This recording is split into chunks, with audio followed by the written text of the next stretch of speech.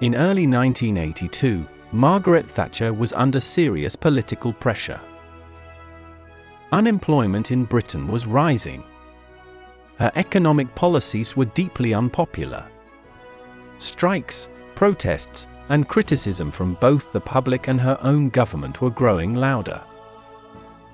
Many questioned how long she could remain in power. Britain's first female Prime Minister was facing one of the most difficult moments of her leadership. Then, on April 2, 1982, everything changed.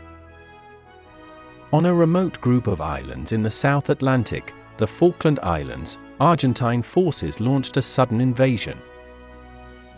Within hours, the small British garrison at Stanley was overwhelmed. By the next day, the islands were under Argentine control. Around 1,800 islanders, mostly sheep farmers, woke up under military occupation. A long-standing territorial dispute between Argentina and the United Kingdom had suddenly become a real war. For Thatcher, the crisis was immediate and defining. Her government was divided. Some advisers pushed for negotiations. Others warned of the risks of military action. Even international allies, including US President Ronald Reagan, urged caution and diplomacy. But Thatcher chose a different path. She authorized a massive naval response. Sending a task force of around 30 to 40 warships, along with thousands of troops, sailing more than 8,000 miles into the South Atlantic. Warships, submarines, and thousands of troops were mobilized in days. Civilian ships like the QE-2 were converted for war. A remote base on Ascension Island became the lifeline of the entire operation. It was a gamble. If it failed, her political career would likely end. But Britain had advantages. Its forces were highly trained professionals, Royal Marines, paratroopers, SAS, and Gurkhas, facing largely young, poorly supplied conscripts. Thatcher later made her position clear. The islands, she argued, were British territory, and the people living there were British citizens. She insisted they would be defended. In the skies, the balance began to shift. British Sea Harriers, armed with advanced Sidewinder missiles, achieved a high kill ratio, limiting Argentina's ability to stop the landings. April 25, South Georgia fell back into British hands, after British helicopters and ships demonstrated overwhelming force, prompting a swift Argentine surrender. As the task force moved south, the conflict escalated and everything changed on May 2. The British submarine HMS Conqueror sank the Argentine cruiser General Belgrano, forcing the Argentine Navy to withdraw and giving Britain control of the surrounding waters. Behind the scenes, the war was being shaped in secret as elite special forces like the SAS and SBS carried out recon and daring raids, including the attack on Pebble Island, crippling Argentine air power before the main landings. Argentina struggled to respond.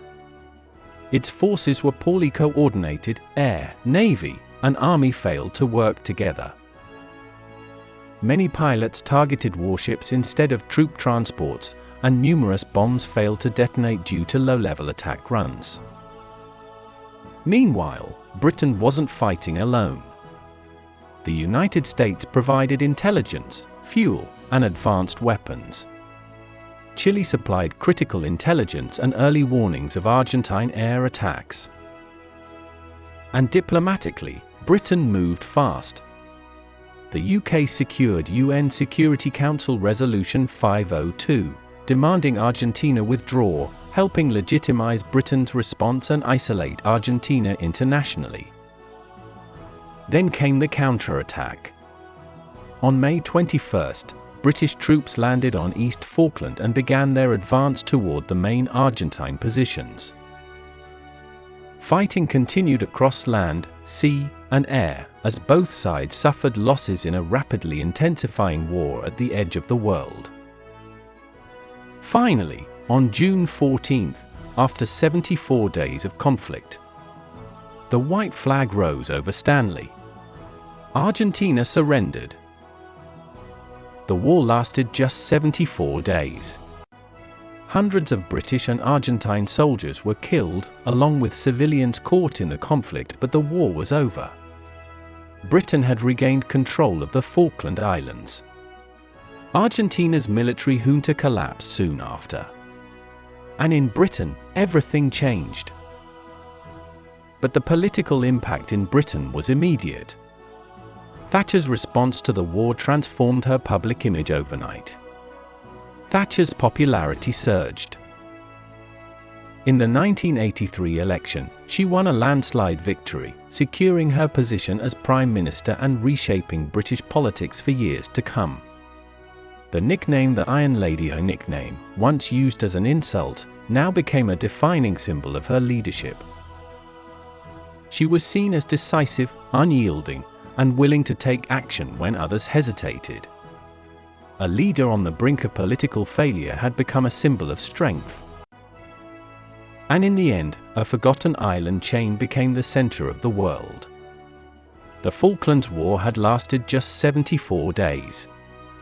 But it changed the course of a political career and cemented the reputation of Margaret Thatcher as one of the most formidable leaders of her time.